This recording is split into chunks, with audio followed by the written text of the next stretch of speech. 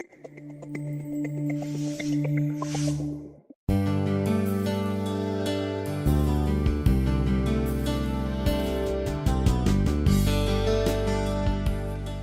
afternoon, everybody.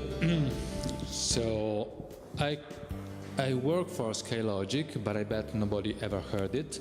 So just let me explain that it's the branch of the Eutelsat group that deals with satellite broadband services.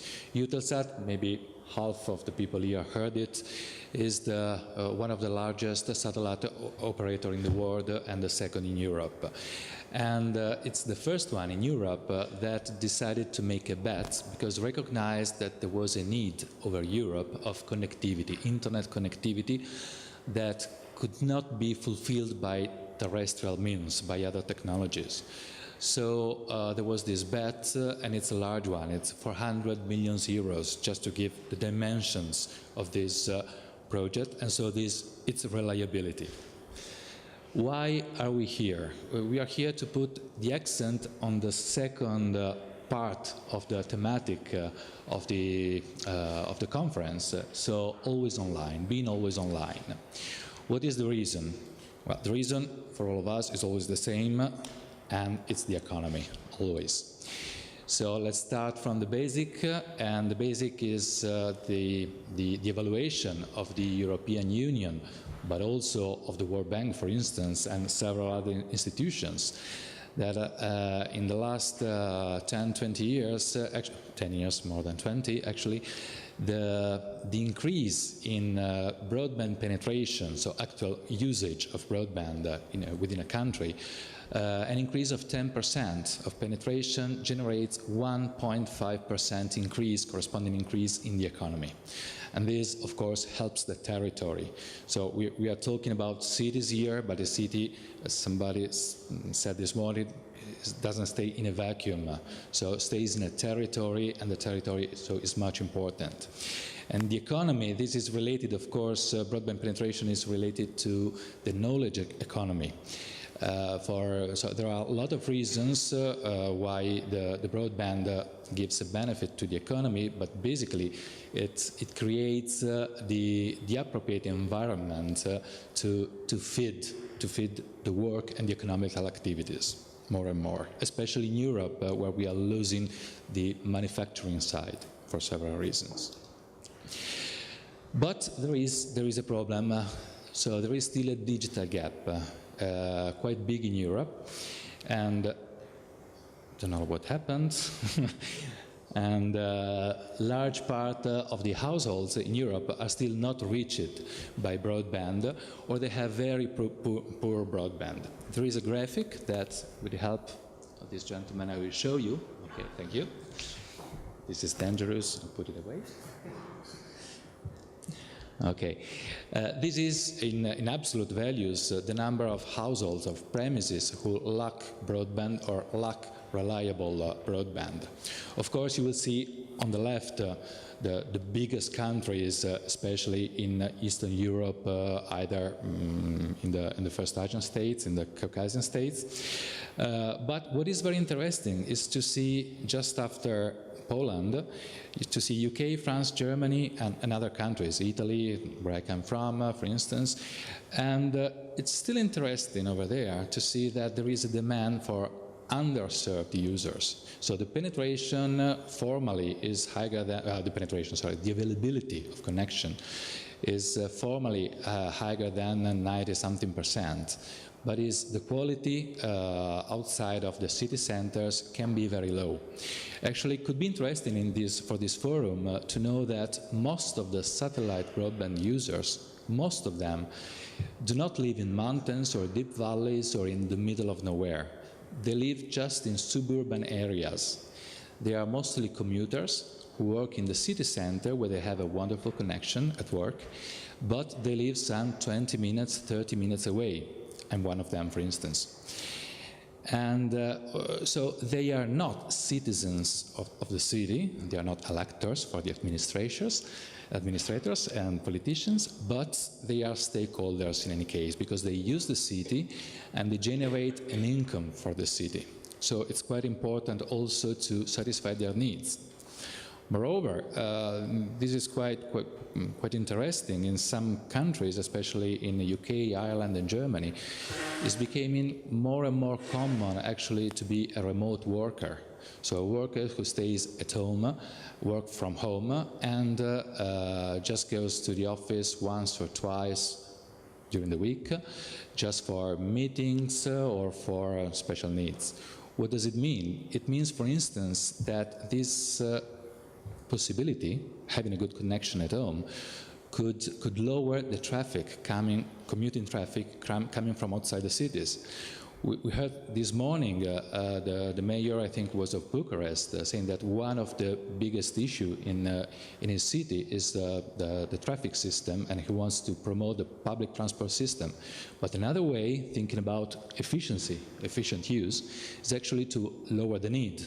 And a way to lower the need is to avoid commuters coming into the city every single day during rush hours. They could do it just a couple of times per week, or in other hours, not 9 and 5, as everybody. So even for those who has connection, most of them do not have a reliable quality. The speeds is not so good, lower than 10 megabit per second. This says the statistics. But I bet in this room there are a lot of people who never reach 10 megabits with their own internet at home. And some consideration, economical consideration, well, there is a crisis and there are not public investment, so it's very difficult to actually provide connectivity by investment in landlines, in fiber optics. Actually, in Europe, the take-up for fiber optics is really slow. So you see less than 1/10 than in Asia, for instance, for several historical and demographic reasons. So despite all the progresses and all the investment, what is happening now is that we are not reaching the targets, the goals of the digital agenda of the European community. The first objective, you might know, is to enable for each citizen a connection at 2 megabits per second. The target was 2008 when I joined Eutelsat in 2006. Then we shifted to 2010, then to 2012. Now I think it's 2013, but will be shifted again probably. So when you hear we want to give 100 megabits per second to each citizen, yeah, it's true, but please give us 2 now. So, what are we proposing? We were proposing a solution that comes from satellite, that is quite an old technology, but is completely changing, rapidly changing. There is a new generation of satellites that came into use. So until a few years ago, the maximum payload, the maximum capacity of a satellite was complexively 1 or 2 gigabits per second. They are used for television broadcasting, basically.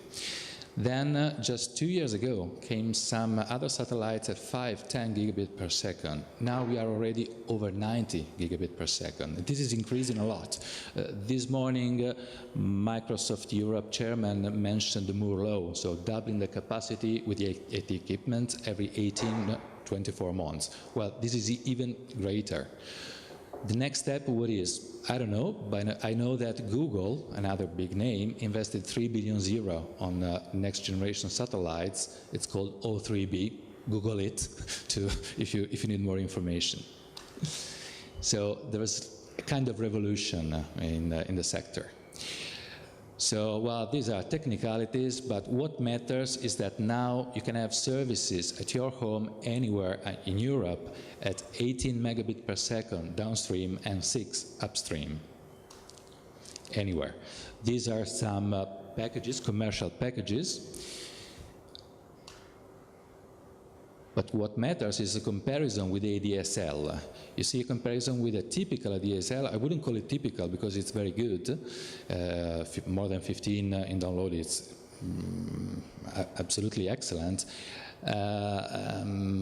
What is impressive is to see the upload speed, for instance, that for cloud computing, any cloud applications, or for entertainment, uploading your pictures, your videos on YouTube is much faster than anything else apart from fiber, of course. The system is small, 77 centimeter dish, like a television dish, 15 centimeters bigger just, and there's a modem inside, and the rest is very simple. You can even install it yourself. You have all the tools for the telephone. There is a web tool with Google Maps, whatever, so it can be installed even by the end user. Can be integrated in full triple play solution with Hotbird, or maybe in the Balkans even at 16 degrees, that is more used for direct-to-home television.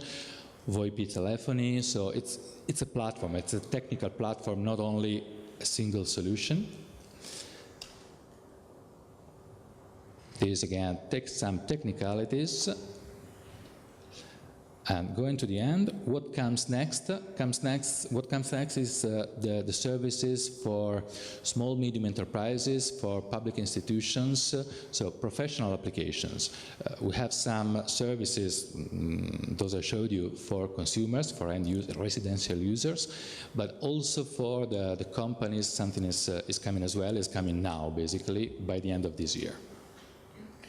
I'd like to thank you. Oh, you have it. Yeah. Okay, wonderful.